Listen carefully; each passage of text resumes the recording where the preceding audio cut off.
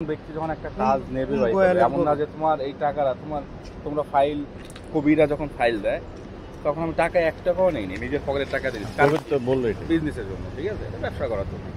হয়তো 5 দিন এদিক ওদিক হইতে পারে, স্বাভাবিক, এটা হতে পারে। তুমি টাকা দিয়ে রাখছো, আমি ওখানে আছেন, তুমি চাইলে ভাই 15 দিন হয়েছে বা 20 দিন টাকা ফেরত দেবো, ওরকম এটা কি হয়, এক মাস দেখতে হবে। কারণ আমিও তো ওর ফাইল নিয়ে মনে করো যে আজকে ফালে রাখছি কতদিন টাকা পয়সা, ঠিক আছে না। সব আমার একটা ক্রোয়েশিয়ার লোক ছিল, লাস্টে ক্রোয়েশিয়া দিয়েছি আমি নিজের পকেটে 1,10,000 টাকা দিয়ে ইন্স্যুরেন্স করে দিয়েছি।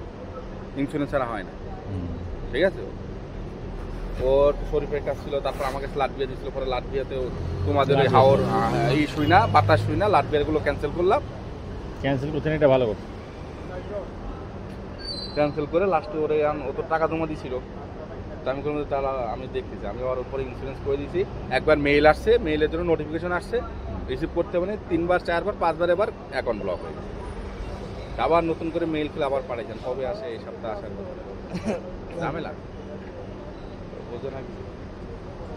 আর এগুলোতে তো ঝামেলা হয় না আনসেঞ্জের মধ্যে।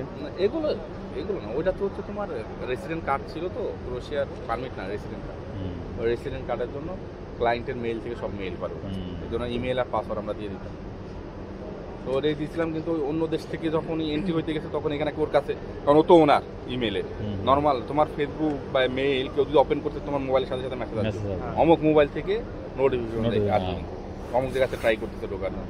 তো ওরকম আসে, তখন ওই ইটস আসে যে এটা তুমি না অন্য কেউ জানার জন্য একটা নোটিফিকেশন, যদি ইয়েস করে দাও তাহলে ও ঢুকতে পারে, অ্যালাউ বা ইয়েস, ও বুঝতে পারে না।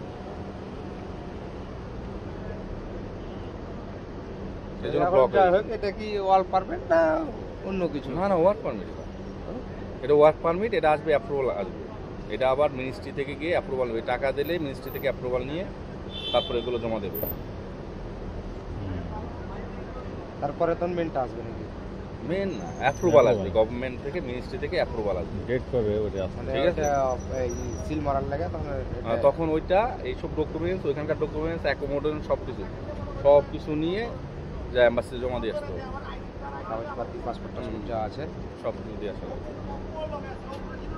এটা তাহলে মেন এটা কোম্পানির ডকুমেন্টস, কোম্পানি তোমার পারমিট ইস্যু করছে, এটা হচ্ছে তোমার মিনিস্ট্রিতে যাবে, কোম্পানির সাথে তোমার আনুষঙ্গিক যা আছে, এই বেতন, এগুলো ল অনুযায়ী যা যা আছে, ওদের বেতন কত দিয়েছে, ডিমান্ড আছে। এটা এর বেতন কত? এটা 45,000 দিন আছে, ওয়ারে হবে একই জায়গায়। এটা কি দেওয়া আছে এত? তো দেওয়া আছে না, কে পড়বে, অত পড়া যায় না, আছে দেওয়া আছে, সব লেখা আছে A to Z। এবং 45,000 হইলে পরে ওর বাটা কেমন? ডাবল। হ্যাঁ, বাটা মানে 1 টাকায় কত টাকা হয়? কারেন্সি হচ্ছে 2 টাকা 31 পয়সা এরকম আছে। যাই হোক, এটার লেগে সমস্যা।